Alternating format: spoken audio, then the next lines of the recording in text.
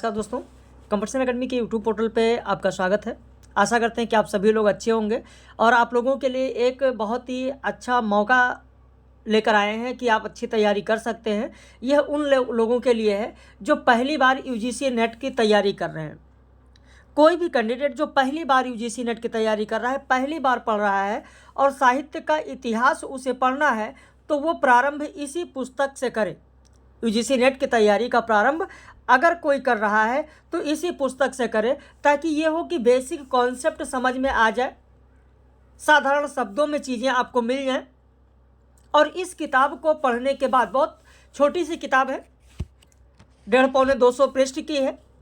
इस छोटी सी किताब को पढ़ने के बाद ही आप कोई किताब पढ़ें, चाहे आचार्य रामचंद्र शुक्ल का हिंदी साहित्य का इतिहास हो, चाहे आप डॉक्टर नगेंद्र का पढ़ें, चाहे आप हजारी प्रसाद द्विवेदी का पढ़ें, राम कुमार वर्मा का पढ़ें, बच्चन सिंह का पढ़ें, गुलाब राय का पढ़ें, किसी का भी पढ़ें। लेकिन सबसे पहले आप अगर हिंदी साहित्य का सरल इतिहास विश्वनाथ त्रिपाठी का पढ़ लेते हैं तो फिर आसान हो जाएगा आपके लिए साहित्य को समझना, साहित्य के इतिहास को समझना। तो इसीलिए आज जो प्रारंभ करने जा रहे हैं, ये वीडियो सभी के लिए पब्लिश रहेगा। आप लोगों के लिए 5 भागों में पढ़ाया जाएगा। 5 भागों में हिंदी साहित्य का सरल इतिहास का लेक्चर पब्लिश किया जाएगा, सभी के लिए रहेगा। तो अगर आप चैनल पर नए हैं, पहली बार देख रहे हैं, तो चैनल को सब्सक्राइब कर लीजिए। वीडियो को ज़्यादा से ज़्यादा आप लोग शेयर करिए, ताकि जो भी पहली बार तैयारी कर रहे हैं, जिन लोगों का एमए फाइनल हो चुका है या अपीयरिंग में है या तैयारी करना चाह रहे हैं, बहुत दिन से पढ़ाई नहीं किए हुए हैं, अंतराल आ गया, गैप आ गया और फिर पढ़ने का अब मन कर रहा है, तो फिर वो हिंदी साहित्य का सरल इतिहास से ही शुरू करें। 5 भागों में हम लोग पहला भाग आज आदिकाल की बात करेंगे, फिर इसके बाद में दूसरे भाग में भक्ति काल, तीसरे में रीतिकाल, चौथे में आधुनिक काल, 5वें में स्वतंत्रोत्तर हिंदी साहित्य की बात करेंगे। तो 5 दिन में यह किताब पूरी खत्म हो जाएगी, इसे आप पूरी तरीके से पढ़ लेंगे। तो चलिए शुरू करते हैं। लेकिन विश्वनाथ त्रिपाठी की इस किताब को पढ़ने से पहले विश्वनाथ त्रिपाठी की कुछ रचनाओं की बात करेंगे, फिर आदिकाल में आएंगे। जैसे विश्वनाथ त्रिपाठी की रचना है पेड़ का हाथ, जो कि केदारनाथ अग्रवाल की रचनाओं का विवेचन इसमें किया गया है विश्वनाथ त्रिपाठी के द्वारा। पेड़ का हाथ रचना जब आप पढ़ते हैं तो आपको देखने को मिलेगा कि केदारनाथ अग्रवाल की रचना का नाम इसमें लिया गया बसंती हवा। इसी में आपको मिल जाएगा कि विष्णु चंद्र शर्मा की एक पत्रिका है जिसका नाम कवि है, कवि पत्रिका, जिसका प्रकाशन 1956 से प्रारंभ हुआ। तो ऐसे बहुत सारे तथ्य आपको मिल जाएंगे। केदारनाथ अग्रवाल की एक बहुचर्चित पंक्ति का जिक्र भी इसमें किया गया है कि विष्णु चंद्र शर्मा हमेशा गुनगुनाते रहते थे केदारनाथ अग्रवाल की पंक्तियां, गुलाबी गालों वाली नारी। ऐसे देश के इस दौर में रचना जो विश्वनाथ त्रिपाठी की है, हरिशंकर परसाई की रचनाओं का विवेचन इसमें उन्होंने किया। नंगा तलाई का गांव विश्वनाथ त्रिपाठी की ही रचना है। गुरुजी की खेती बाड़ी, विश्वनाथ का बलरामपुर। कल लाइव क्लास में मैंने लोगों से पूछा भी था विश्वनाथ का बलरामपुर, कई लोग बता पाए, कई लोग नहीं भी बता पाए। कुछ लोगों ने कहा सर नाम ही नहीं सुना है। तो विश्वनाथ त्रिपाठी की इन रचनाओं की चर्चा करने के बाद आदिकाल हम लोग शुरू करेंगे। मूल पुस्तक से ही गंगा स्नान करने चलोगे, केदारनाथ अग्रवाल का रचना लोक, कहानी के साथ साथ व्योमकेश दरवेश बहुत बार परीक्षाओं में पूछी गई है, जो कि हजारी प्रसाद द्विवेदी का पुण्य स्मरण पर आधारित है, विश्वनाथ त्रिपाठी ने लिखा। मीरा का काव्य लिखा। लोकवादी तुलसीदास, हिंदी आलोचना, हिंदी साहित्य का सरल इतिहास जिसे अभी आप पढ़ेंगे, प्रारंभिक अवधि, ये सब विश्वनाथ त्रिपाठी की रचनाएं हैं। आलोचक का सामाजिक दायित्व, उपन्यास का अंत नहीं हुआ है, अपना देश परदेश जैसा कह सका, जिसमें प्रेमचंद विस्कोहर में भी इसी रचना में समाहित किया गया है जैसा कहा गया। अब हो सकता है कि प्रेमचंद विस्कोहर में बहुत सारे लोगों को ना पता हो किसकी रचना है, इसीलिए यहाँ पर ये सारी चीज़ें दी जाती हैं। इसके अलावा विश्वनाथ त्रिपाठी ने हिंदी के प्रहरी रामविलास शर्मा जो रचना है, अरुण कमल के साथ मिलकर उसका भी संपादन किया। संदेश रासक का भी प्रकाशन हुआ।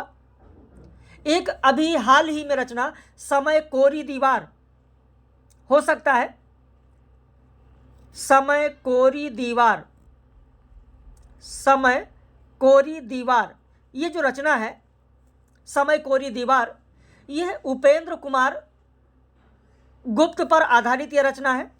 समय कोरी दीवार, उपेंद्र कुमार, किस पर आधारित है? उपेंद्र कुमार पर आधारित है। और यह पुस्तक है समय कोरी दीवार, सूर्यनाथ त्रिपाठी ने संपादित किया है।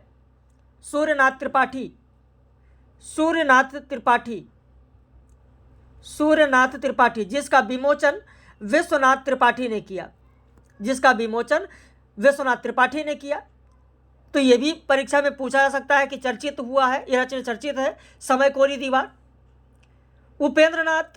उपेंद्र कुमार की अगर बात करें तो उपेंद्र कुमार का एक पहला संग्रह था बूढ़ी जड़ों का नवजात जंगल, तो वो भी पूछा जा सकता है क्योंकि समय कोरी दीवार चर्चा में रहा है। विश्वनाथ त्रिपाठी ने विमोचन किया है। उपेंद्र कुमार पर आधारित समय कोरी दीवार पुस्तक है, लिखा गया सूर्यनाथ सिंह के द्वारा। तो इस तरीके से इन रचनाओं पर भी आपका ध्यान होना चाहिए। ऐसा नहीं है कि कोई भी रचना अगर आप पढ़ रहे हैं तो उस रचनाकार के बारे में ना जाने, उस रचनाकार के बारे में भी जानना आपके लिए जरूरी है। तो यहाँ पर आइए हम लोग अब एक एक करके बात करेंगे। हिंदी साहित्य का सरल इतिहास, ये किताब है हिंदी साहित्य का सरल इतिहास। यहाँ पर लेखक का परिचय जो दिया गया, पूरी किताब यहाँ पर ले ली गई है। लेखक परिचय में डॉक्टर विश्वनाथ त्रिपाठी हिंदी भाषा और साहित्य के प्राध्यापक और आलोचक के रूप में ख्यात हैं। आप आचार्य हजारी प्रसाद द्विवेदी के शिष्यों में एक थे। अब यहीं से प्रश्न बनना शुरू हो जाता है कि विश्वनाथ त्रिपाठी किसके शिष्य थे? विश्वनाथ त्रिपाठी किसके शिष्य थे? तो हजारी प्रसाद द्विवेदी के। क्योंकि किसी भी पुस्तक को पढ़ेंगे आप तो उसका जो आमुख लिखा है, जो भूमिका लिखी है, वो पढ़ना बहुत ही जरूरी है। और इसी किताब से आप देखेंगे कि आदिकाल को विश्वनाथ त्रिपाठी ने क्या कहा, सहज ज्ञान का प्रवर्तक किसे माना, या यह प्रश्न यूजीसी नेट में पूछा गया है और इसी किताब से पूछा गया है। संध्या भाषा क्या है? तो संध्या भाषा वस्तुतः अंतः साधनात्मक अनुभूतियों का संकेत करने वाली प्रतीक भाषा, इसी किताब से पूछा गया। गोरखनाथ का समय किसने क्या माना है, इसी पुस्तक से पूछा गया।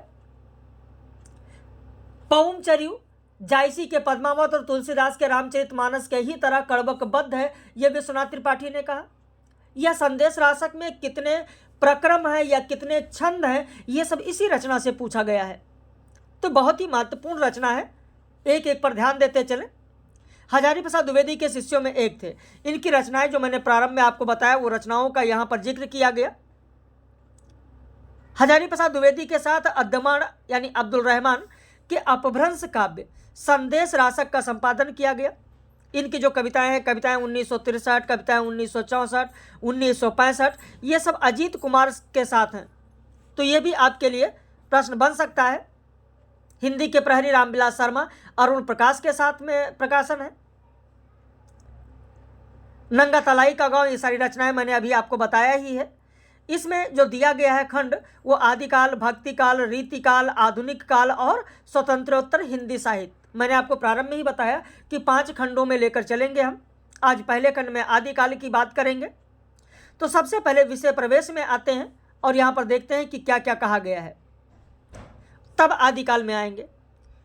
क्योंकि किसी भी चीज़ को जब आप पढ़ते हैं तो उसकी जो भूमिका है उसके बारे में पढ़ लेना बहुत ही जरूरी होता है।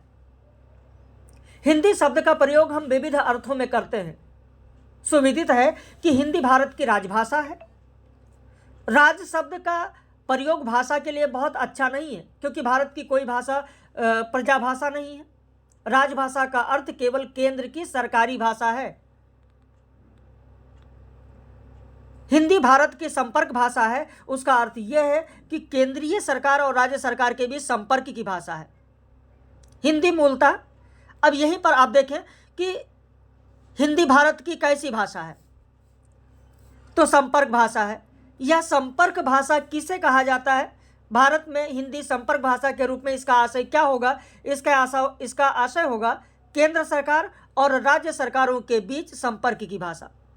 हिंदी मूलतः हिंदी भाषी क्षेत्र हिमाचल प्रदेश, हरियाणा, दिल्ली, उत्तरांचल, उत्तर प्रदेश, बिहार, झारखंड, मध्य प्रदेश, छत्तीसगढ़, ये राज्य की, ये भारत की हिंदी पट्टी है।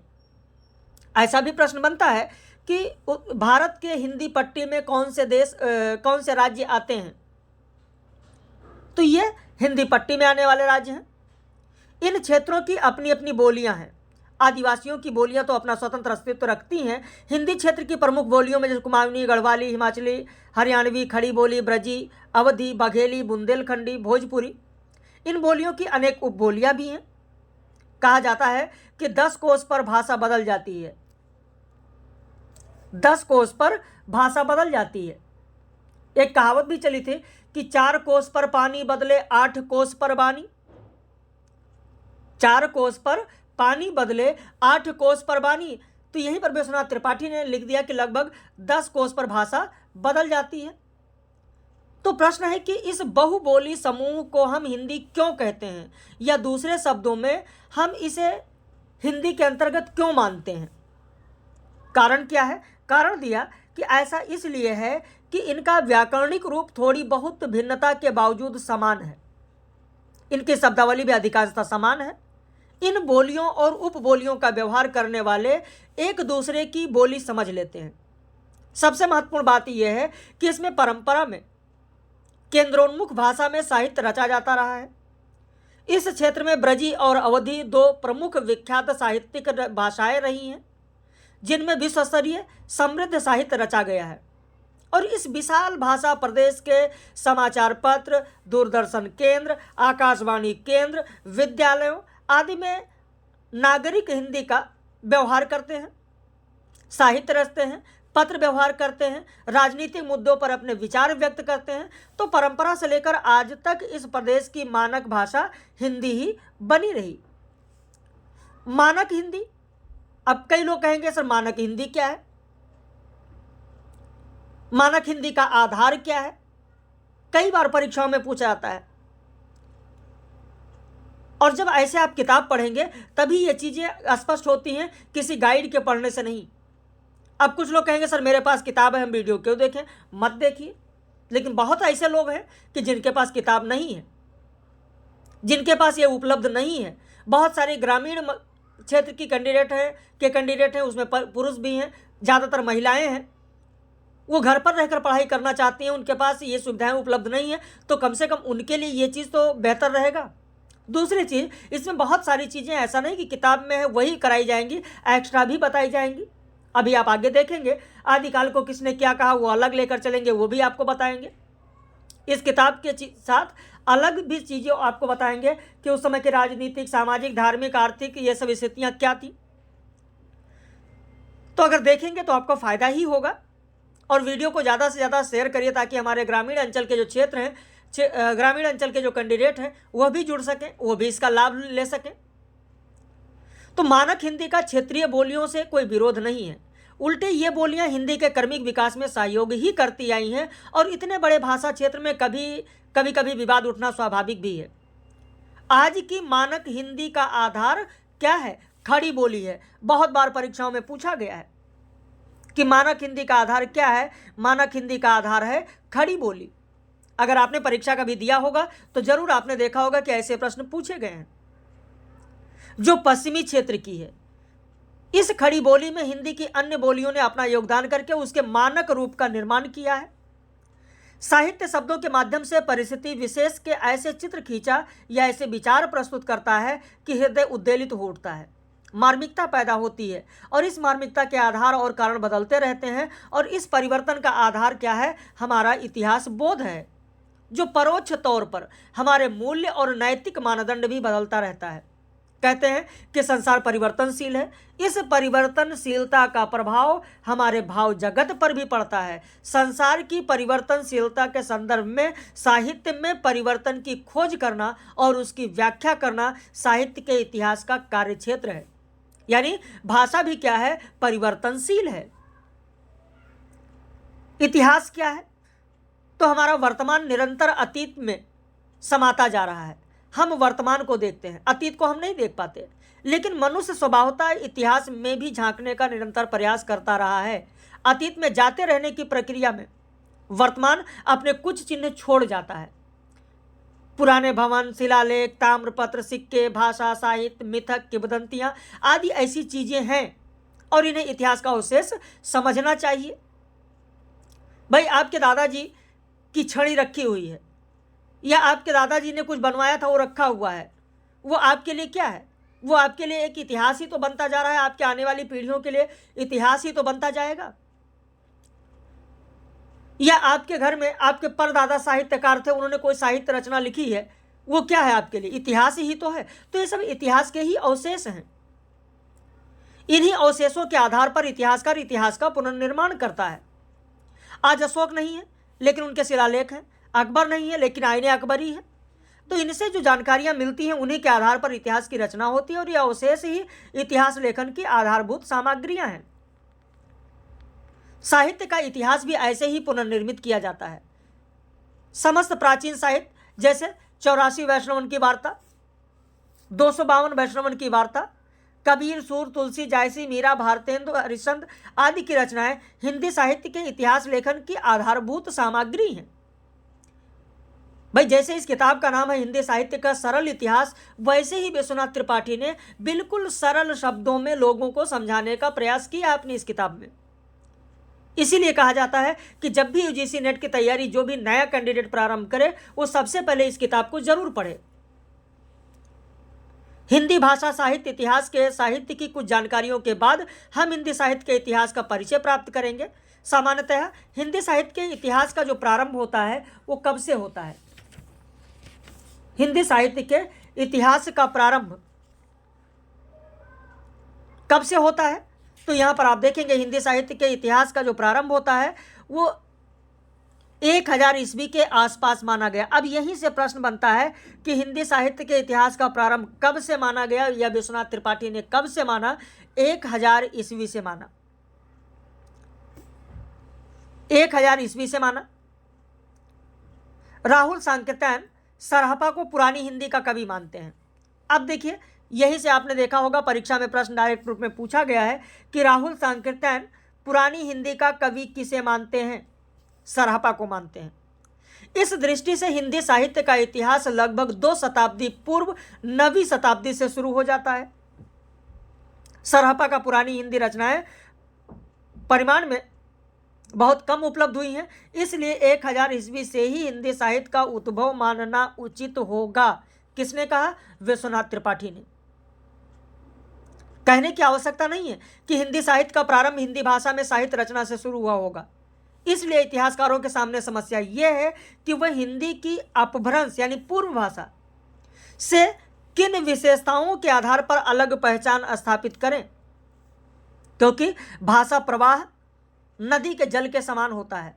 उसे हम किसी बिंदु से सर्वथा भिन्न या नवीन नहीं घोषित कर सकते। हमें देखना होगा कि अपभ्रंश किन भाषा प्रवृत्तियों के कारण हिंदी में रूपांतरित हुआ। विद्वानों के अनुसार प्रवृत्तियां 3 थी। अब यहां पर 3 प्रवृत्तियां कौन कौन सी बताई गई हैं? तो छति पूरक दीर्घीकरण, परसर्गों के प्रयोग की अधिकता और तत्समीकरण। तो अपभ्रंश के हाथ के लिए हत शब्द चलता था, हिंदी में वो हाथ हो गया। तो इस तरीके से इन ध्वनियों में इन सब का परिवर्तन हुआ। संस्कृत प्राकृत में परसर्ग नहीं होते, होते भी होंगे तो नगण्य होते हैं। वह परसर्गों का काम विभक्तियों से चलाया जाता है। अपभ्रंश में कहीं कहीं परसर्ग मिलते हैं, लेकिन हिंदी में परसर्गों का प्रयोग बहुत अधिक होने लगा। ये दूसरी प्रवृत्ति हो गई, परसर्गों की अधिकता, जिसके कारण हिंदी अपभ्रंश से अलग हुई। ऐसे में शशि के मुख से अहि से निकसें तो चंद्रमा के मुख से मानो सर्प निकल रहे हो जैसी पंक्ति आती है। पाली प्राकृत अपभ्रंश में तत्सम शब्द ढूंढने पर भी मुश्किल से मिलते हैं। पाली में तो राजा भी लाजा होता है। पुरानी हिंदी के तत्सम शब्दों का पुनर्प्रचलन होता था और चंद्र शर्मा गुलेरी का अनुमान है कि ऐसा अर्थबोध को स्पष्ट करने के लिए हुआ होगा। अपभ्रंश में एक ही शब्द कभी कभी अनेक अर्थों वाला होता है। जैसे आप देखते हैं टीजीटी पीजीटी जैसी परीक्षाओं में अनेकार्थी शब्द पूछा जाता है। तो उसी तरीके से यहां पर कहा गया। सारांश यह है, कहने का आशय यह है कि अपभ्रंश में क्षतिपूरक दीर्घीकरण, परसर्गों के प्रयोग की अधिकता और तत्समों के पुनर्प्रचलन की प्रवृत्तियां आ जाने पर उसका विकास पुरानी हिंदी में हुआ। यानी अपभ्रंश से पुरानी हिंदी का विकास के कारण कौन कौन से हैं या पहचान कौन कौन से हैं। Point 1, point 2, point 3, 3 point Vishwanath Tripathi ने दिया। क्षतिपूरक दीर्घीकरण, परसर्गों के प्रयोग की अधिकता और तत्समीकरण। ये प्रवृत्तियां साहित्य में 10वीं शताब्दी के आसपास मिलने लगती हैं।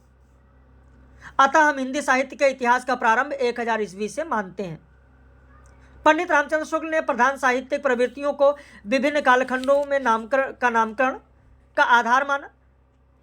यानी आचार्य रामचंद्र शुक्ल के काल विभाजन का आधार क्या है, तो साहित्यिक प्रवृत्तियां हैं। अब आप यहां पर देखें तो इस तरीके से ये चीजें मिलनी शुरू हो जाती हैं आपको। आचार्य रामचंद्र शुक्ल के काल विभाजन या नामकरण का आधार क्या है, या काल विभाजन का आधार क्या है, तो साहित्यिक प्रवृत्तियां हैं। और इसी पद्धति पर उन्होंने आदिकाल को क्या कहा, वीरगाथा काल। पूर्व मध्यकाल को क्या कहा, भक्ति काल।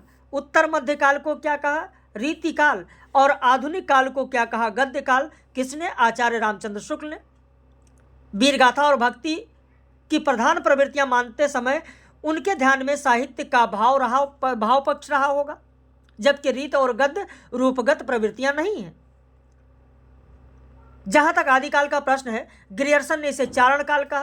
किसने क्या कहा आदिकाल को, देखिए, ग्रियर्सन ने चारण काल कहा, मिश्र बंधुओं ने प्रारंभिक काल कहा, राहुल सांकृत्यायन ने सिद्ध सामंत काल कहा, हजारी प्रसाद द्विवेदी ने आदिकाल कहा, रामकुमार वर्मा ने भी चारण काल कहा। कहीं पर लिखना चाहें तो आप लिख लें। गणपति चंद्रगुप्त ने इसे प्रारंभिक काल कहा। गणपति चंद्रगुप्त ने प्रारंभिक काल कहा। इस प्रकार हिंदी साहित्य के इतिहास का काल विभाजन और नामकरण, विभिन्न कालखंडों की काल विधियां इस प्रकार हैं। तो यह दिया गया विश्वनाथ त्रिपाठी के द्वारा कि क्या समय होगा, आदिकाल 1050 से 1375 संवत, पूर्व मध्यकाल 1375 से 1700 संवत, उत्तर मध्यकाल 1700 से 1900 संवत और आधुनिक काल 1900 से वर्तमान तक। तो यह दिया गया विश्वनाथ त्रिपाठी के द्वारा। आगे उन्होंने कहा है कि यद्यप साहित्य के इतिहास का प्रारंभ 1000 ईस्वी के आसपास माना जाता है, लेकिन हिंदी साहित्य के इतिहास के प्रारंभिक काल को ठीक से समझने के लिए हमें कुछ पहले की साहित्यिक गतिविधियों का परिचय प्राप्त कर लेना चाहिए। पहले कहा जा चुका है कि इस काल में रचित अनेक अपभ्रंश रचनाओं और नाथ सिद्धों की भाषा को पंडित चंद्रधर शर्मा गुलेरी ने पुरानी हिंदी कहा। यानी पुरानी हिंदी किसने कहा है, तो चंद्रधर शर्मा गुलेरी ने कहा। विश्वनाथ त्रिपाठी कहते हैं कि वस्तुतः पुरानी हिंदी से उनका तात्पर्य परिनिष्ठित अपभ्रंश से विकसित या अपभ्रंशोत्तर भाषा से है। सिद्धों, नाथों, जैन मुनियों के दोहे, गद्य, संदेश राशक, उक्त व्यक्त प्रकरण, राउल वेल, प्राकृत पैंगलम के अनेक छंद, हेमचंद के प्राकृत व्याकरण में संकलित अनेक दोहे पुरानी हिंदी के अंतर्गत हैं। पंडित रामचंद्र शुक्ल ने अपने इतिहास में आदिकाल को अपभ्रंश काव्य और देश भाषा काव्य में विभाजित किया है, और देश भाषा काव्य को वीरगाथा काव्य कहा है। वीरगाथा काव्य को पुरानी हिंदी के ही अंतर्गत मानना चाहिए। पुरानी हिंदी में अपभ्रंश और हिंदी की भाषाई और साहित्यिक प्रवृत्तियां घुली मिली हैं, इसलिए आदिकाल को अपभ्रंश और हिंदी का संधिकाल भी कहा जाता है। हिंदी भाषा और साहित्य का स्वरूप वस्तुतः भक्ति काल में सामने आता है। अब हम आदिकाल और उत्तरवर्ती कालखंडों के इतिहास का क्रमवार परिचय प्राप्त करेंगे। तो अब आइए यहाँ पर शुरू करते हैं आदिकाल। आदिकाल का समय क्या माना गया, तो विश्वनाथ त्रिपाठी ने आदिकाल का समय माना 1000 से 1400, ये यहाँ पर उन्होंने दिया है। अब आदिकाल अगर हम पढ़ते हैं, आदिकाल के साहित्य पढ़ते हैं, तो उस समय की सामाजिक स्थिति क्या थी, उस सामाजिक स्थिति को जब हम जान लेंगे तभी आगे बढ़ पाएंगे। तो क्या थी सामाजिक स्थिति, आइए एक एक करके हम सामाजिक स्थिति के बारे में जानते हैं। क्योंकि साहित्य जो होता है वो समाज का दर्पण होता है। समाज में जैसे जैसे परिवर्तन होता जाएगा वैसे वैसे साहित्य में भी परिवर्तन होता जाएगा। तो सामाजिक स्थिति क्या थी? आदिकाल विविध और परस्पर विरोधी प्रवृत्तियों का काल है। हर्षवर्धन के बाद भारत में देखेंगे तो उत्तर भारत में केंद्रीय सत्ता स्थापित नहीं की, कोई भी केंद्रीय सत्ता हर्षवर्धन के बाद स्थापित नहीं हुई। युद्ध या बाहरी हमलों का कोई प्रभाव जनता पर नहीं पड़ता था। भूमि और नारी का हरण राजाओं पर लिखे गए काव्यों के सामान्य विषय हैं। यानी आदिकाल में जो लिखा गया काव्य उसमें भूमि पर आधारित और नारी का हरण पर आधारित काव्य लिखे गए। सामंतवादी व्यवस्था में भूमि संपत्ति का स्रोत होती है। रक्त या वंश के शुद्धता और उच्चता में नारी की भूमिका निर्णायक होती है। अगर अर्थव्यवस्था की बात छोड़ दें तो ये कहा जा सकता है कि सामान्य जनता की दैनंदिन जीवन पर राज्य की अपेक्षा धार्मिक मतों का अधिक प्रभाव पड़ा था। इस काल में संस्कृत, प्राकृत और अपभ्रंश में भी रचनाएं हो रही थी।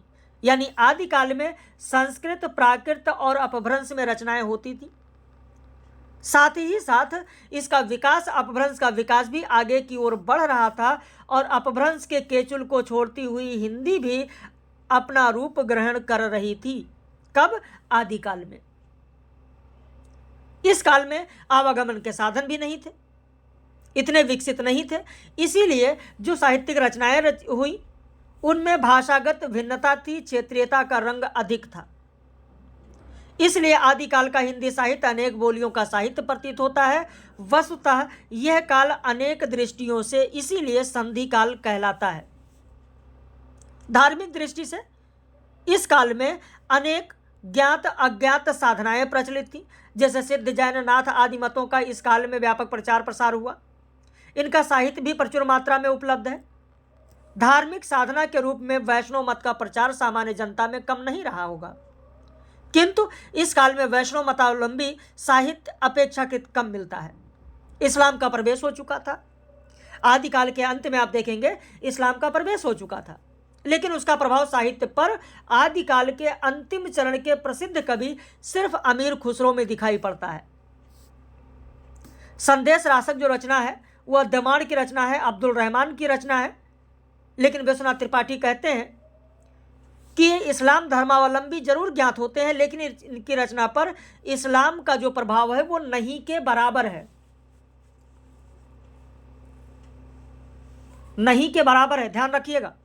अब इसके बाद एक एक कवि, जैसे आदिकाल में जो सिद्ध कवि हुए हैं, कौन है सिद्ध कवि, क्या है सिद्ध कवि, आइए सिद्ध कवियों के बारे में यहां पर एक एक करके हम लोग चर्चा करेंगे, एक एक करके चर्चा करेंगे। वैसे आदिकाल की अगर प्रवृत्तियों की बात करें तो जैसा मैंने बताया, ऐतिहासिकता का अभाव था, युद्ध वर्णन में सजीवता हुई देखने को मिलेगा, प्रमाणिक चीजें नहीं मिलेंगी। जो राजा थे, राजाओं के आश्रयदाता जो आश्रय में कवि थे, तो अपने आश्रयदाताओं राजाओं की प्रशंसा की है, युद्ध की प्रशंसा की है। सामंतवादी व्यवस्था थी, जमीन की का हरण करने के लिए, औरतों का हरण करने के लिए इसकी प्रशंसा की गई। कल्पना किया गया तो कल्पना की प्रचुरता थी, वीर और श्रृंगार रस की प्रधानता थी, डिंगल पिंगल भाषा का प्रयोग किया गया। तो इन सब सारी चीजों का भाषा का यहां पर प्रयोग किया गया है। अब आइए एक एक यहां पर हम लोग देखते हैं। अगर यहां पर सिद्ध साहित्य की अगर हम बात करते हैं तो बौद्ध धर्म कालांतर में तंत्र मंत्र की साधना में बदल गया। वज्रयान इसी प्रकार की साधना है। पंडित राहुल सांकृत्यायन के अनुसार बौद्ध धर्म अपने हीनयान और महायान के विकास को चरम सीमा तक पहुंचाकर अब एक नई दिशा लेने की तैयारी कर रहा था, जब उसे मंत्रयान, वज्रयान या सहजयान की संज्ञा मिलने वाली थी। तो बौद्ध धर्म की दो शाखाएं थी, हीनयान और महायान। वज्रयानी जो थे उन्हीं को सिद्ध कहा गया है। जो वज्रयानी थे उन्हीं वज्रयानियों को सिद्ध कवि कहा गया है। और राहुल सांकृत्यायन ने सिद्धों का जो संबंध है वो किससे है? वज्रयान से है। और इनकी संख्या राहुल सांकृत्यायन ने कितनी मानी? 84 मानी है। प्रथम सिद्ध कौन थे? प्रथम सिद्ध सरहपा थे, जिनका समय 8वीं शताब्दी है और सहज जीवन पर बहुत अधिक बल देते थे और इन्हें ही सहजयान का प्रवर्तक कहा जाता है। इन्हें ही सहजयान का प्रवर्तक कहा जाता है। अब यहीं से देखिए प्रश्न बनना आपके लिए शुरू होता है। सहजयान का प्रवर्तक कौन थे? सरहपा थे। सरहपा का समय क्या है? यह प्रथम सिद्ध किसे कहा जाता है? यह सिद्धों का संबंध किससे है? यह सिद्धों की संख्या कितनी थी? सिद्धों ने नैरात्य भावना, काया योग, सहज शून्य तथा समाधि की भिन्न भिन्न अवस्थाओं का वर्णन किया है। कई बार परीक्षाओं में पूछा गया कि नैरात्म भावना किससे संबंधित है, काया योग किससे संबंधित है, सहज शून्य समाधि किससे संबंधित है? तो सहजयान से संबंधित है, सिद्ध साहित्य से संबंधित है। इन्होंने वर्णाश्रम व्यवस्था पर तीव्र प्रहार किया। किस पर प्रहार किया? तो वर्णाश्रम व्यवस्था पर तीव्र प्रहार किया। इन्होंने संधा भाषा शैली में रचनाएं की। अब संधा भाषा क्या है? तो संधा भाषा का अर्थ होता है, यूजीसी नेट में पूछा गया है, संधा भाषा वस्तुतः अंतः साधनात्मक अनुभूतियों का संकेत करने वाली प्रतीक भाषा है। इसीलिए प्रतीकार्थ खुलने पर ही यह समझ में आती है। और इस भाषा शैली का उपयोग किसने किया है? नाथों ने भी किया है।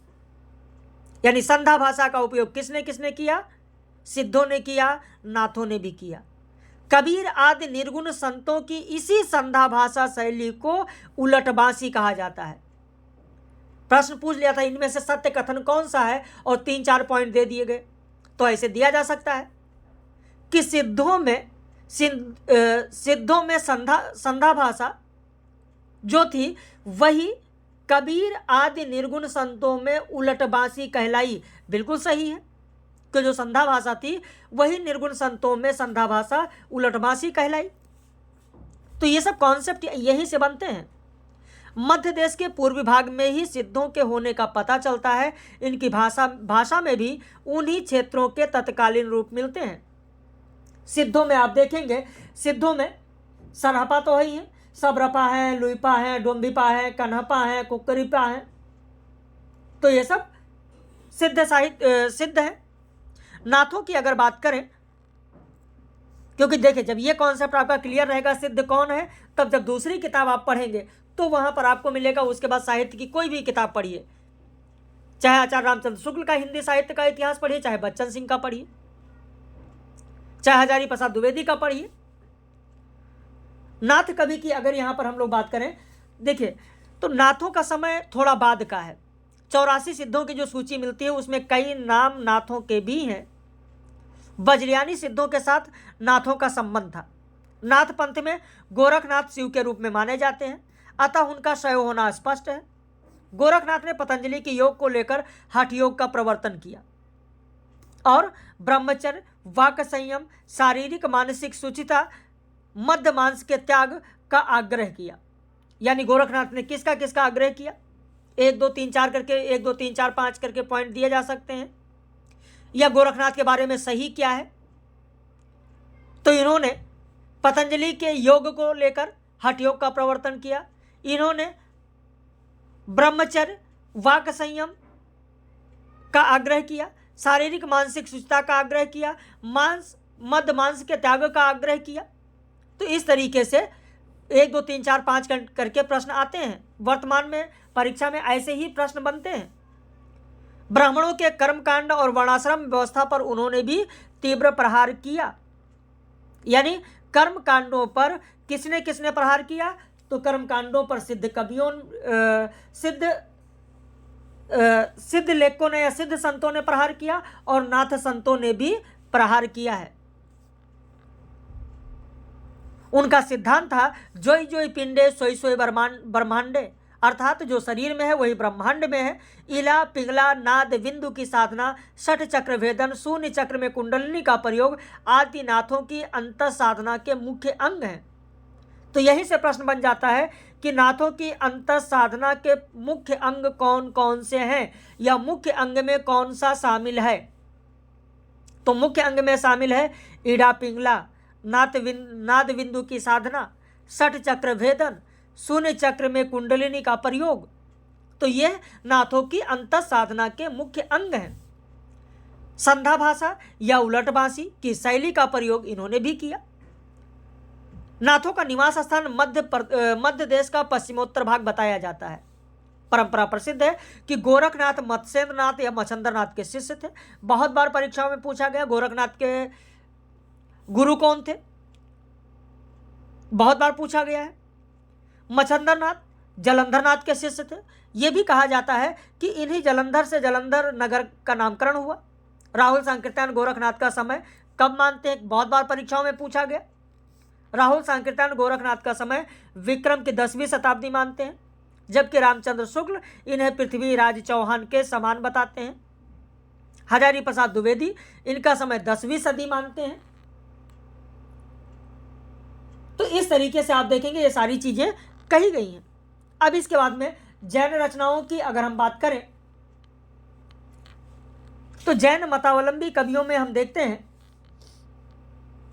जैन मत के प्रभाव में अधिकांश काव्य गुजरात, राजस्थान और दक्षिण में रचा गया। यह प्रायः प्रामाणिक रूप से उपलब्ध है। जैन मतावलंबी रचनाएं दो प्रकार की थीं। एक वह थी जिसमें नाथ सिद्धों की तरह अंत साधना, उपदेश, नीति, सदाचार पर बल और कर्मकांडों का खंडन किया गया। यह प्रायः दोहों में रचित मुक्तक है। दूसरी वैसी रचनाएं हैं जिसमें पौराणिकता है, जैन साधनों की प्रेरक जीवन कथा या लोक प्रचलित कथाओं को आधार बनाकर लिखा गया। जैन पौराणिक काव्य और चरित्र काव्य इसी श्रेणी के हैं। जैन आचार्य हेमचंद्र जिनका समय कब है, 12वीं शताब्दी है। इनके प्राकृत व्याकरण और मेरुतुंग जो कि 13वीं शताब्दी के हैं, जिनका प्रबंध चिंतामणि है, इसमें जैनेतर रचनाएं भी संकलित हैं। यानी हेमचंद के प्राकृत व्याकरण में बहुत बार पूछा गया प्राकृत व्याकरण किसकी रचना है, प्रबंध चिंतामणि किसकी रचना है। तो जब आप इस तरीके से सरल भाषा में जो लिखा गया है पढ़ लेंगे, ये हिंदी साहित्य का सरल इतिहास विश्वनाथ त्रिपाठी का, तो एकदम आपका बेसिक क्लियर हो जाएगा, बेसिक कॉन्सेप्ट आपका बन जाएगा साहित्य के इतिहास को लेकर।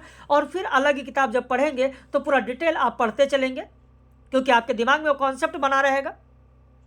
सदाचार, उपदेश, रहस्य साधना वाली मुक्तक रचनाएं सिद्धों की रचनाओं में बहुत मिलती हैं।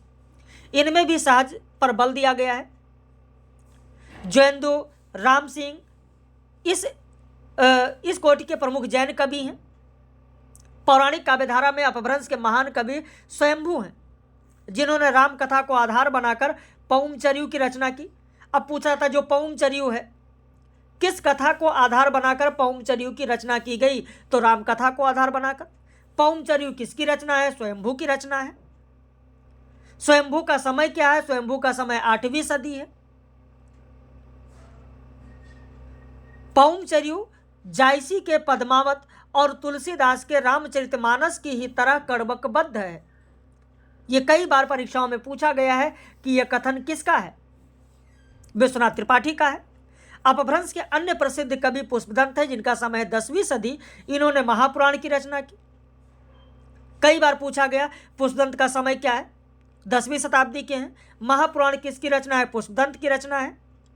इसके अलावा जैन अपभ्रंश कवियों ने भारी संख्या में चरित्र काव्य लिखे हैं, जिसमें पुष्पदंत का नागकुमार चरित्र है, जसहर चरित्र है। कई बार ये सब भी पूछा गया, नागकुमार चरित्र भी पूछा जा चुका, जसहर चरित्र भी पूछा जा चुका, तथा कनकामर मुनि है।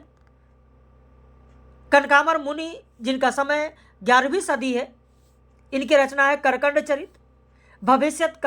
भविष्यत कथा नामक प्रसिद्ध अपभ्रंश कथा काव्य धनपाल का है। बहुत बार पूछा गया भविष्यत कथा किसकी रचना है, धनपाल का समय क्या है। तो ऐसी रचनाएं जिसमें लोक प्रचलित कथा को भी सरल बनाए रखा गया है और जैन मत में दीक्षित होने की प्रेरणा भी दी गई है। इस काल का लिखा गया वैष्णव साहित्य बहुत ही कम मात्रा में उपलब्ध है, लेकिन लक्ष्मीधर द्वारा 14वीं शताब्दी में संकलित प्राकृत पैंगलम के अनेक छंदों में विष्णु के विभिन्न अवतारों से संबंधित पंक्तियां मिलती हैं।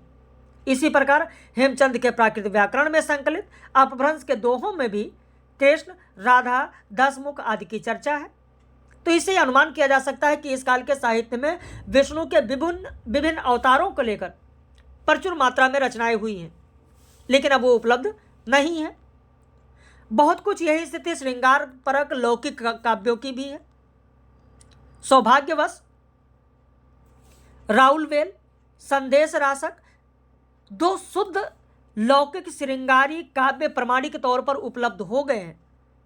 संदेश रासक का महत्व इससे भी आंका जाना चाहिए कि वो किसी भारतीय भाषा में रचित इस्लाम धर्मावलंबी कवि की पहली रचना है। संदेश रासक में 3 प्रक्रम या 3 अध्याय या 3 खंड या 3 सर्ग, जो भी आप कहें, 3 प्रक्रम है। कुल छंदों की संख्या कितनी है? 223 है। राउल वेल के रचयिता रोड़ा नामक कवि हैं, जिसमें किसी राजा के अंतःपुर में रहने वाली विभिन्न प्रदेश की रानियों का वर्णन है। प्राकृत पेंगलम के छंदों को देखने से पता चलता है कि आश्रयदाता राजाओं को आधार बनाकर काव्य रचने की परंपरा इस काल में विद्यमान थी। प्राकृत पेंगलम में विद्याधर द्वारा रचित किसी राजा, संभवतः जयचंद की, और अनुमानतः शांगधर द्वारा रचित हमीर की प्रशंसा में लिखे पद मिलते हैं। हेमचंद के प्राकृत व्याकरण में अपभ्रंश के जो दोहे संकलित हैं, उससे एक बात तो यह स्पष्ट हो जाती है कि दोहा उस समय का लोकप्रिय छंद था। यानी आदिकाल का लोकप्रिय छंद कौन सा था? दोहा। दोहा या दोहा बहुत जगह आपको मिलेगा। दूसरे वीरता और श्रृंगार परक नीति विषयक दोहों में रचित कृतियां भी लोकप्रिय थी। इन दोहों की अभिव्यक्ति इतनी निश्चल और सहज है कि इन्हें लोक साहित्य की कोटि में रखा जा सकता है। यहाँ धर्म, वीर, श्रृंगार और नीति परक दोहों के कुछ उदाहरण दिए गए हैं। जैसे यहाँ पर धर्म पर आधारित जो दिया गया है, धर्म पर आधारित जो दोहा दिया गया है, उस धर्म पर आधारित दोहे को आप देखें। धर्म पर आधारित दोहा दिया गया, ऐसे वीर पर आधारित दोहा दिया गया। और ये जो दोहे दिए गए हैं, ये दोहे परीक्षाओं में पूछ लिए जाते हैं कि इनका अर्थ क्या होगा। पाई विलंगी अंतड़ी सिर लहिसु संघर्ष और तोय कटारे हत्थण बल की कंतस, यानी पाँव में अंतड़ियाँ लगी हैं, सिर कंधे से लटक गया है तो भी हाथ कटार पर है, ऐसे कि मैं बली जाती हूँ। तो ये सब यहाँ पर श्रृंगार के पद, नीति के पद दिए गए हैं और ये पूछे जाते हैं परीक्षाओं में। अब अगर वीरगाथा काव्य की बात करें तो पंडित रामचंद्र शुक्ल ने आदिकाल के 3रे प्रकरण को वीरगाथा काल कहा है। उनके अनुसार इस प्रकरण का आधार यह है कि इस काल की प्रधान साहित्यिक प्रवृत्ति वीरगाथात्मक है। शुक्ल जी ने इस काल की प्रधान साहित्यिक प्रवृत्ति की पहचान 12 ग्रंथों के आधार पर की है, और वो 12 ग्रंथ कौन कौन से हैं बहुत बार परीक्षाओं में पूछा जाता है। इस बार यूजीसी नेट की परीक्षा में भी प्रश्न पूछ लिया गया था कि आचार्य रामचंद्र शुक्ल ने हिंदी साहित्य के इतिहास में किन मौलिक कहानियों की चर्चा की है। तो इसी तरीके से वीरगाथा काव्य को आधार जो रामचंद्र शुक्ल ने बनाया, वो जिन 12 ग्रंथों को आधार बनाया, वो 12 ग्रंथ कौन कौन से हैं, उनमें कौन सा शामिल है या नहीं है, ऐसे प्रश्न बनते हैं। तो वो है विजयपाल रासो, हमीर रासो, कीर्तलता, कीर्त पताका, खुमान रासो, विसल देव रासो, पृथ्वीराज रासो, जयचंद प्रकाश, जय मयंक, जस चंद्रिका, परमाल रासो, खुसरो की पहेलियाँ, विद्यापति की पदावली। तो ये 12 ग्रंथ हैं। इनमें से विद्यापति की रचनाएं अर्थात कीर्तलता, कीर्त पताका, पदावली और नरपति नाल्ह द्वारा रचित विसल देव रासो प्रमाणिक रूप में उपलब्ध हैं। कीर्त पताका अभी तक संपादित होकर प्रकाशित नहीं हुई। विसल देव रासो का पाठ डॉक्टर माता प्रसाद गुप्त द्वारा संपादित किया गया। कुछ लोग इसे 13वीं सदी की रचना मानते हैं तो कुछ 16वीं 17वीं सदी की रचना मानते हैं। जगनिक का जो परमाल रासो है, जिसे आलाखंड भी कहा जाता है, ये सब विभिन्न क्षेत्रों में विभिन्न रूपों में ये आल्हा गाया जाता है। जगनिक संभवतः परमाल और पृथ्वीराज रासो के समकालीन थे। विजयपाल रासो के रचयिता का नाम नल्ल सिंह है। तो इसमें जो लड़ाई विजयपाल ने नंग राजा से की थी उसका वर्णन है। मिस्र बंधुओं ने इसका रचनाकाल 14वीं सदी माना है। भाषा शैली पर अगर विचार करने से ये रचना परवर्ती लगती है। हमीर रासो, जयचंद प्रकाश और जय मयंक जस चंद्रिका उपलब्ध नहीं है। हमीर विषयक एक गद्य प्राकृत पेंगलम में मिलता है, जिसके बारे में रामचंद्र शुक्ल का विश्वास है कि वो हमीर रासो का ही है। खुमान रासो के रचयिता दलपति विजय हैं, जिसमें 9वीं शताब्दी के खुमान युद्ध का वर्णन है। लेकिन मेवाड़ के परवर्ती शासकों जैसे महाराणा प्रताप सिंह, राज सिंह का भी वर्णन है, जिससे यह प्रकट होता है कि यह रचना 17वीं सदी के आसपास की है। ऐसे अगर पृथ्वीराज रासो की बात करें तो आदिकाल का सर्वाधिक प्रसिद्ध काव्य है। और इस काव्य का रचना काल और उसका मूल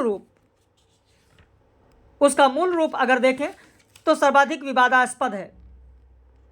इसके रचयिता चंद्रवरदाई हैं। पृथ्वीराज रासो के अंतरंग बताए जाते हैं। प्राच्य विद्या के यूरोपीय पंडितों ने इस ग्रंथ में मध्यकालीन इतिहास पर प्रकाश डालने की आशा बांध रखी थी। बुलर के द्वारा जब ये पता चला कि रासो की तिथियां, व्यक्तियों के नाम, घटनाएं इतिहास सम्मत नहीं है, तो उन्होंने तत्काल इस ग्रंथ को न प्रकाशित करने की सिफारिश की। इसकी प्रामाणिकता पर संदेह करने वाले विद्वानों में, यानी इसकी प्रामाणिकता पर संदेह करने वाले विद्वानों में कौन कौन है? यानी जो पृथ्वीराज रासो है, पृथ्वीराज रासो को किसने प्रमाणिक माना है और किसने प्रमाणिक नहीं माना है? तो इस तरीके से परीक्षा में प्रश्न प्रामाणिकता को लेकर अक्सर पूछे जाते हैं। संदेह करने वाले विद्वानों में गौरीशंकर, हीराचंद ओझा हैं, रामचंद्र शुक्ल हैं, जबकि बाबू श्याम सुंदर दास, मोहनलाल विष्णुलाल पांड्या इसे प्रमाणिक मानते हैं। तो प्रमाणिक कौन मानता है और कौन प्रमाणिक नहीं मानता है, इस पर प्रश्न खूब परीक्षाओं में पूछे जाते हैं। जबकि कुछ ऐसे रचनाकार हैं जो इसे अर्ध प्रमाणिक मानते हैं। अर्ध प्रमाणिक मानने वाले, प्रमाणिक मानने वाले, अप्रमाणिक मानने वाले कौन कौन है? जैसे अर्ध प्रमाणिकता की अगर बात करें तो अर्ध प्रमाणिक मानने वाले में आप देखेंगे हजारी प्रसाद द्विवेदी अर्ध प्रमाणिक मानते हैं, सुनीत कुमार चटर्जी अर्ध प्रमाणिक मानते हैं, मुनि जिन विजय अर्ध प्रमाणिक मानते हैं। तो ये सब अर्ध प्रमाणिक मानते हैं। महामहोपाध्याय गौरीशंकर ओझा के अनुसार पृथ्वीराज रासो 1600 विक्रम संवत के आसपास लिखा गया, जिसकी ऐतिहासिकता की खोज बंद कर दी गई है। इधर हाल ही में मुनि जिन विजय ने पुरातन प्रबंध संग्रह के एक अंश जयचंद प्रबंध के 4 छप्पयों की ओर ध्यान आकृष्ट कराया, जो वर्तमान रासों में भी मिलते हैं। तो पुरातन प्रबंध संग्रह का संकलन काल संभवतः 15वीं सदी है, जिससे यह तो प्रकट हो गया कि 15वीं सदी की पूर्व चंद्र नामक कवि ने पृथ्वीराज पर कोई काव्य लिखा था, जिसके कुछ अंश वर्तमान रासों में है। लेकिन रासों का मूल रूप क्या रहा होगा, यह समस्या अभी भी बनी हुई है। हजारी प्रसाद द्विवेदी के अनुसार अनुमान किया गया कि चंद ने रासों की रचना सुख सुखी संवाद के रूप में की। बहुत बार परीक्षाओं में पूछा गया कि पृथ्वीराज रासों को सुख सुखी संवाद के रूप में मानने वाले विद्वान कौन है? तो वो है हजारी प्रसाद द्विवेदी। अगर विगत वर्ष के पेपर आपने देखा होगा तो आप देखेंगे ये सब तथ्य पूछे जा चुके हैं। मध्यकालीन प्रबंध काव्य की यह बहुप्रयुक्त रूढ़ी है। रासों के जो अंश सुख सुखी संवाद के रूप में मिलते हैं वही मूल रूप हैं। डॉक्टर माता प्रसाद गुप्त ने रासों के 4 पाठ, बृहत्तम पाठ, बृहद पाठ, लघु पाठ और लघुत्तम पाठ में विभाजित किया, जिसमें लघुत्तम पाठ को रासों का मूल रूप बताया है। यानी इन 4 पाठों की चर्चा किसने की? तो माता प्रसाद गुप्त ने की है। रासों में मध्यकालीन साहित्य में प्रयुक्त अनेक कथानक रूढ़ियां और काव्य रूढ़ियों का प्रयोग किया गया है। इसमें अनेक छंदों का प्रयोग मिलता है। पृथ्वीराज रासो और काव्य परंपरा का काव्य तो है ही, इसमें चरित्र काव्य, आख्यायिका आदि के भी लक्षण मिलते हैं। रासों में पृथ्वीराज के रासों में आप देखेंगे तो पृथ्वीराज के विभिन्न युद्धों, विवाहों आदि का वर्णन है, श्रृंगार रस, ये सारी चीजें आपको मिलेंगी। यद्यपि इसके अंगिरस वीर ही माना गया है। रासों में नायिका का नक्सिक वर्णन, सेना के प्रयाण, युद्ध, 6 ऋतुओं आदि का वर्णन है। चंद्रवरदाई अनेक मनः परिस्थितियों का संश्लिष्ट चित्र खींचने में सिद्ध हैं। यद्यपि वे विभिन्न छंदों के प्रयोग में कुशल हैं, किंतु छप्पे उनका अपना प्रिय छंद है। अब यहां पर देखें, चंद्रवरदाई का प्रिय छंद कौन सा है? छप्पे। इसीलिए इनको छप्पयों का बादशाह भी कहा गया है। रासों के एक खंड जो कैमास वध है, कैमास वध का ये छप्पे देखें, कैमास वध का एक छप्पा ये लिखा हुआ है, तो इसे भी ध्यान रखिएगा। अब इसके बाद अगर बीसल देव रासो की हम बात करते हैं तो बीसल देव रासो के रचयिता का नाम नरपति नाल है। पाठ के अनुसार ग्रंथ की रचना संवत 1212 अर्थात 1155 में हुई थी, लेकिन श्री मोतीलाल मेनारिया के अनुसार इसकी रचना 16वीं शताब्दी में हुई है। विसलदेव रासों में शाकंभरी नरेश विसलदेव और भोज परमार की पुत्री राजमती के विवाह, वियोग और पुनर्मिलन का वर्णन है। विसलदेव रासों की जब बात आती है, विसलदेव रासों की जब बात आती है तो कई बार परीक्षाओं में पूछा गया है, जब विसलदेव रासों आप पढ़ते हैं तो विसलदेव रासों में यह कहा जाता है कि कौन सी रचना है जिसमें नायिका के रूप में राजमती है, या किस रचना की नायिका राजमती है, तो विसलदेव रासों की है। और यह एक श्रृंगारी काव्य है। विसलदेव रासों की अगर बात करें तो विसलदेव रासों में 4 खंड है, 4 खंड है। विसलदेव रासों में हिंदी काव्य में प्रयुक्त होने वाले 12 मासा का वर्णन सबसे पहले मिलता है, यानी ऐसी कौन सी रचना है जिसमें सर्वप्रथम 12 मासा का वर्णन मिलता है, तो विश्वनाथ त्रिपाठी के अनुसार विसलदेव रासों ही है। ये जो 4 खंड है, पहले खंड में आप देखेंगे कि मालवा के भोज परमार की पुत्री राजमती से सांभर के विसलदेव का विवाह होता है। दूसरे खंड में जो वर्णन दिया गया कि विसलदेव राजमती से रूठकर और उड़ीसा चले जाते हैं और वहां 1 साल तक रहते हैं। तीसरे खंड में आप देखेंगे राजमती का विरह वर्णन है और विसलदेव उड़ीसा से लौटकर आते हैं, तो वो घटना दी गई। चौथे खंड में दिया गया कि राजा भोज अपनी पुत्री को लेकर अपने घर चले जाते हैं और विसलदेव उड़ीसा से लौटकर आते हैं, तो वो फिर चित्तौड़ जाते हैं और राजमती को वापस लेकर आते हैं। तो ये 4 खंडों में दिया गया है। अब इसके बाद वीरगाथा काल के अन्य कवियों की अगर बात करें तो विद्यापति का नाम सर्वप्रमुख है। सबसे पहले विद्यापति का नाम आता है। इनकी 3 रचनाएं हैं, कीर्तलता, कीर्तपताका और पदावली।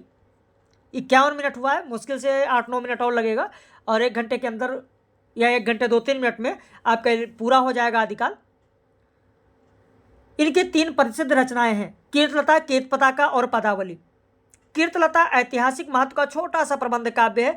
विद्यापति ने इसे कहानी कहा है। अब यहीं पर देखें, आपके लिए तथ्य मिलना शुरू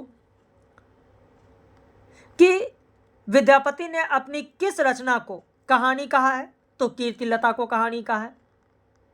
मध्यकाल में ऐतिहासिक व्यक्तियों को आधार बनाकर जो काव्य लिखे गए वह ऐतिहासिकता से रहित होकर कथानक, रूढ़ियों, किंवदंतियों, अनुश्रुतियों आदि के विषय बन गए और इसी प्रकार घटनाओं को भी तोड़ा मरोड़ा गया है। कीर्तलता इस दृष्टि से महत्वपूर्ण अपवाद है। इसकी ऐतिहासिकता बहुत कुछ सुरक्षित है। इसमें विद्यापति ने कीर्ति सिंह द्वारा अपने पिता का बदला लेने का वर्णन बहुत ही यथार्थपरक ढंग से किया है। कीर्तलता को कवि ने अवहट्ट भाषा में रचा है, यानी कीर्तलता की भाषा क्या है, अवहट्ट है। अवहट्ट यानी देसी भाषा, मैथिली युक्त विकसित अपभ्रंश। इसके गद्य में तत्सम शब्दों का प्रयोग हुआ है। पदावली विद्यापति के यश का आधार है।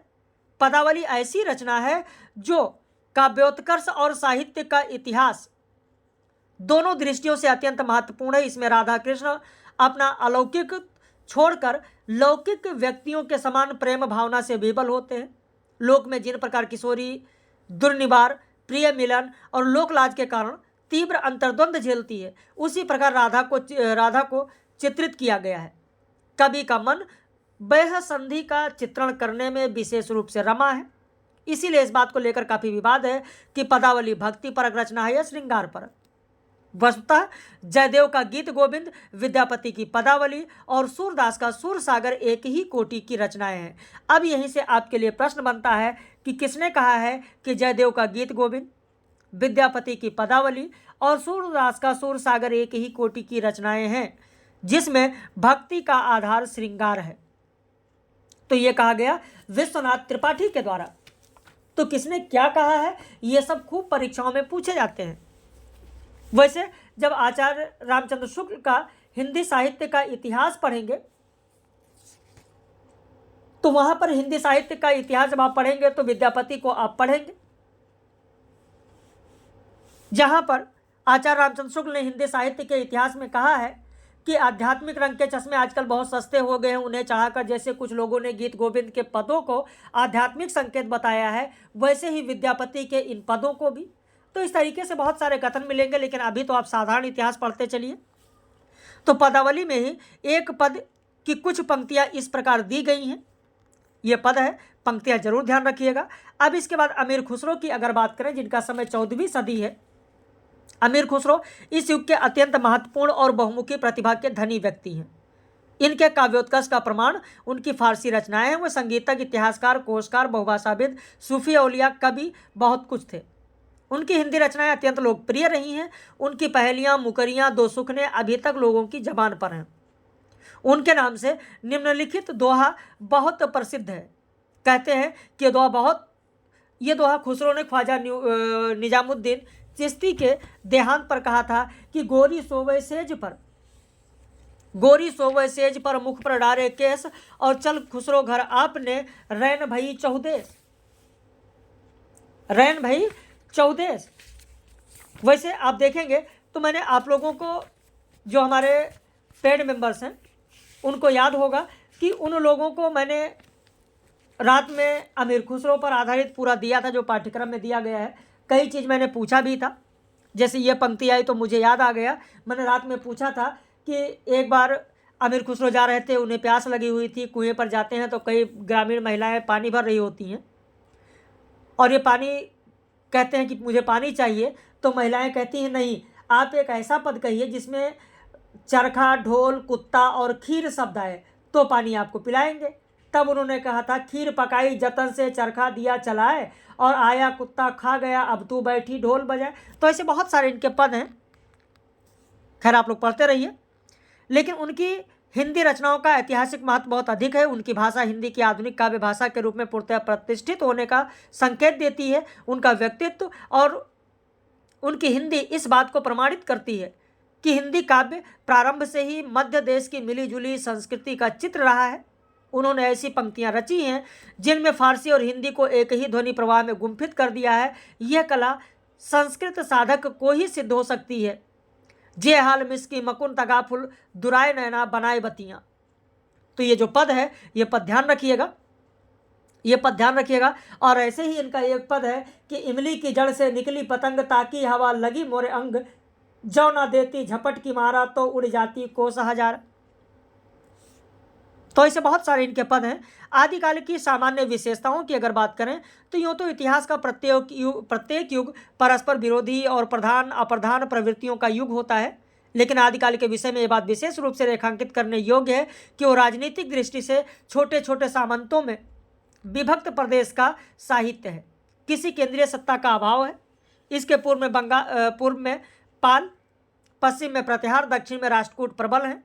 केवल गहड़वार वंशीय गोविंद चंद्र देव इस काल के मध्य देश के प्रतापी नरेश हुए, लेकिन इनके पूर्वजों और वंशजों का वैसा प्रताप नहीं था। धार्मिक दृष्टि से यह अनेक ज्ञात अज्ञात सांप्रदायिक रचनाओं का काल है। बौद्ध धर्म का पूर्व प्रभाव नहीं रह गया था। बौद्ध धर्म से विकसित महायान, वज्रयान, नाथ सिद्धों की साधना सामान्य जनता में स्वीकृत हो पाए, ये संभव ही नहीं था। जैन मत का प्रभाव मध्य देश की अपेक्षा पश्चिम में था। भाषा की दृष्टि से यह काल अपभ्रंश और हिंदी का संधि काल है। ये कथन ध्यान रखिएगा कि भाषा की दृष्टि से यह काल हिंदी का संधि काल है। 10वीं सदी के आसपास से अपभ्रंश का प्रभाव क्रमशः क्षीण होता जा रहा था और हिंदी भाषा की प्रवृत्तियां उसका स्थान लेती जा रही थी। हिंदी साहित्य के आदिकाल में जो साहित्य मिलता है वो अधिकांशतः अपभ्रंश हिंदी का साहित्य है, शुद्ध अपभ्रंश या शुद्ध हिंदी का नहीं। आदिकाल समाप्त होते होते दिल्ली के सिंहासन पर अलाउद्दीन खिलजी जैसा शासक दिखाई पड़ता है, जो मध्य देश ही नहीं लगभग समूचे देश में अपना शासन स्थापित करता है। अमीर खुसरो की रचनाओं और उक्ति व्यक्ति प्रकरण जैसी कृतियों में आधुनिक भारतीय आर्य भाषाओं का रूप स्थापित दिखाई पड़ता है। उधर धार्मिक क्षेत्र में महान भक्ति आंदोलन छोटी छोटी साधनाओं का सार ग्रहण करके धर्म को लोक व्यापक क्षेत्र प्रदान करता है। तो यहाँ तक हम लोगों ने आदिकाल के बारे में बात की।